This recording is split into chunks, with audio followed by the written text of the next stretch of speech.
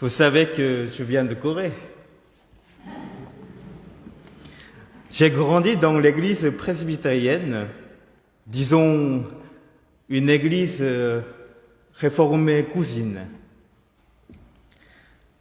La liturgie, c'est-à-dire l'ordre de la célébration, l'ordre du culte, l'ensemble des éléments d'un culte, était beaucoup plus simple. Nous avons eu tout à l'heure, ce matin, un temps de louange, la prière de repentance et la reconnaissance du pardon de Dieu, une prière avant la lecture biblique, ce qu'on appelle la prière d'illumination. Là-bas, on ramasse tous ces moments liturgiques en une seule et grande prière, juste après l'accueil et un chant de louange, et avant la lecture biblique. Un paroissien ou une paroissienne de service l'a préparé à tour de rôle. Je me souviens surtout d'une personne et de sa prière. Membre du conseil de paroisse, ce monsieur assurait régulièrement cette prière. Et à chaque fois qu'il la faisait, il disait à un moment donné, je traduis, « Seigneur, nous ne savons pas d'où nous venons, ni vers où nous allons, mais... » etc. Il le disait au moins une fois à chaque prière, systématiquement. Un dimanche, cela pouvait être pour remercier Dieu qui donne un sens à notre vie malgré ce côté éphémère de notre existence. Un autre dimanche pour exprimer l'errance comme la caractéristique de notre condition humaine. Un autre dimanche encore pour exprimer la confiance en Dieu qui nous guide, etc., etc. Le jour où je le voyais s'approcher du micro pendant le culte, je me demandais dans quel contexte aujourd'hui il sortirait sa fameuse phrase. La prière était longue et compliquée souvent, comme la prière d'ailleurs qu'on vient d'entendre, ce qu'on appelle la prière d'adieu de Jésus, dans un moment dans l'évangile selon Jean, une longue prière très compliquée. Mais ces dimanches-là, le suspense m'empêchait de somnoler ou de m'égarer pendant la prière. Adolescent, puis jeune adulte, je trouvais l'expression quelque peu cliché ou banale.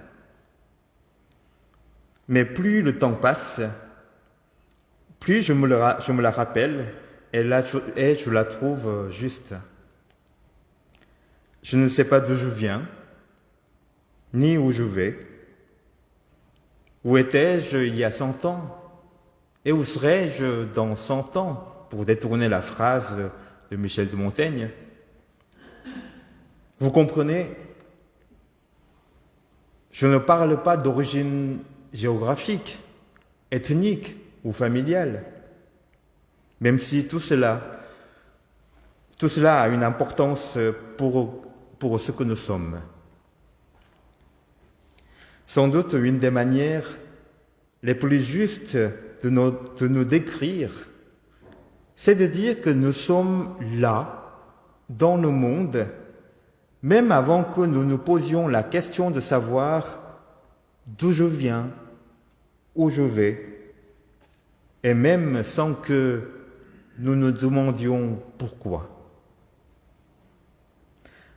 Le temps que nous vivons est toujours un temps d'entre-deux. Le tout début de mon existence m'échappe à jamais. La fin toute dernière, je ne la connais pas.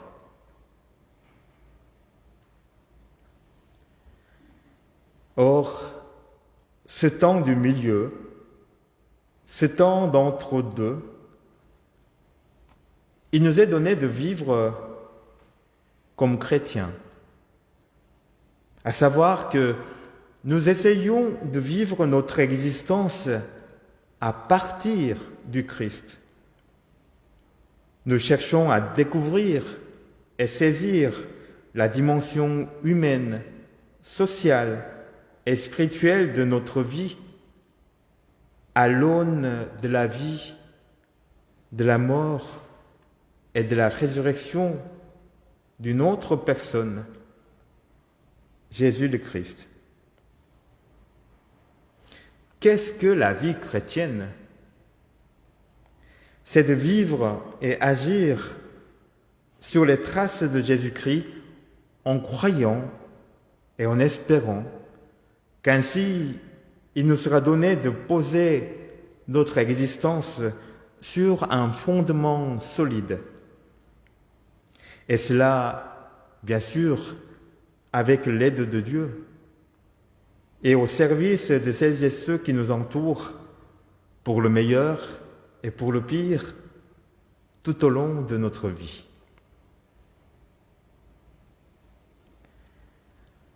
Cette idée du fondement solide sur lequel on peut construire quelque chose de manière authentique s'appelle, dans le langage biblique, vérité. Par ailleurs, le mot « amen » a la même racine que cette image de vérité comme fondement solide. La vérité, c'est ce qui nous permet de voir les choses sous leur jour véritable. Et selon la foi chrétienne, cette vérité s'est dévoilée, s'est révélée de manière définitive en la personne de Jésus, le Christ. Alors, que dit Jésus de la vérité qu'il incarne? Il en parle beaucoup, notamment dans l'Évangile selon Jean, qui nous intéresse ce matin. Quand on parcourt ces paroles concernant la vérité, nous constatons ceci. La vérité qui l'intéresse, la vérité qui importe notre existence, c'est d'un autre genre qu'une vérité scientifique. C'est autre chose que de dire qu'il pleut quand il pleut. La vérité dont il s'agit dans les paroles de Jésus, c'est la vérité qui naît d'une relation. La relation profonde de Jésus avec le Père, cette relation d'union intime et sans obstacle dans laquelle le Christ est témoin, visage, passeur de la volonté de Dieu. Jésus nous dit ainsi cette chose fondamentale. La vérité, c'est trouver son origine en Dieu.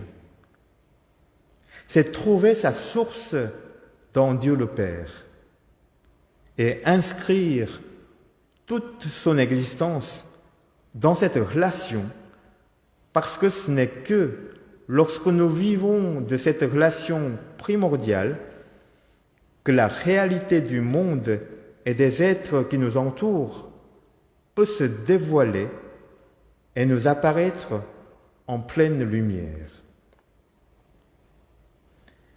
Vivre en vérité, c'est aligner sa vie sur la vie de Dieu, la laisser résonner de la parole de Dieu comme la corde justement accordée d'un instrument de musique. C'est savoir d'où nous tirons notre origine et ce qui nous donne de vivre d'une vie qui nous dépasse. C'est avoir conscience que notre propre fondement n'est pas en nous-mêmes, mais en Dieu, dont nous sommes enfants. Cela veut dire que nous ne sommes pas autonomes, que notre existence même nous vient d'au-delà de nous. Croire que ce que nous sommes nous vient de nous-mêmes, non seulement cela fausse notre regard sur le monde, mais c'est précisément ce dont Jésus accuse le mauvais, le mal. Croire que nous pouvons décider pour nous-mêmes, par nous-mêmes, de ce qui est vrai, de ce qui est bon, nous ériger nous-mêmes et nos propres intérêts en modèle de vie à suivre. Jésus nous le dit tout net, c'est un mensonge. Le mensonge, c'est le contraire de la vérité. Ce n'est pas la fausseté, c'est le mensonge qui est le contraire de la vérité. Et je crois que c'est cela que notre évangile de ce matin appelle le monde. Ce n'est pas telle ou telle personne que nous voyons comme mauvaise ou mauvais, mais le monde, c'est cette puissance dans notre vie et dans la société qui nous entoure, cette puissance qui désire être à elle-même son propre fondement et qui est les représentants du Père qui la remettent à sa juste place.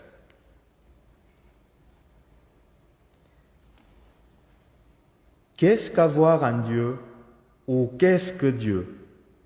Demande Martin Luther dans son catéchisme. Et il répond, un Dieu, c'est ce dont on doit attendre tous les biens et en quoi on doit avoir son refuge en toute détresse. En qui, en quoi nous appuyons-nous? C'est toute la question de notre texte ce matin. Notre vie trouve-t-elle sa source, son fondement et sa destinée dans Dieu le Père ou bien en nous-mêmes? Et ce qui nous permet d'agrandir ce nous-mêmes, par exemple dans l'argent, dans le pouvoir, dans le passage incessant d'un plaisir à un autre, etc., etc.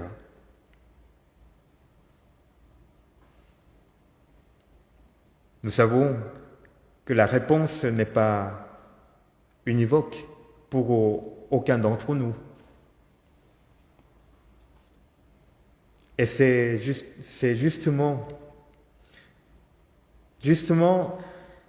le cheminement de la foi chrétienne, la croissance dans la vérité, c'est surtout de réaliser petit à petit l'ampleur de ce qui en nous n'est pas enraciné à la juste place, qui ne tire pas son être à la juste source. C'est le dévoilement progressif du combat que se livre en nous, en chacun et chacune de nous, la parole de vérité et la puissance du monde qui la est. D'où venons-nous? Le Christ nous dit que nous venons de Dieu, nous sommes ses enfants. Où allons-nous? Il nous dit qu'en vérité, nous marchons vers la lumière, sans doute en zigzag, mais assurément. Et le Christ nous promet de remplir ce chemin de sa joie. Amen.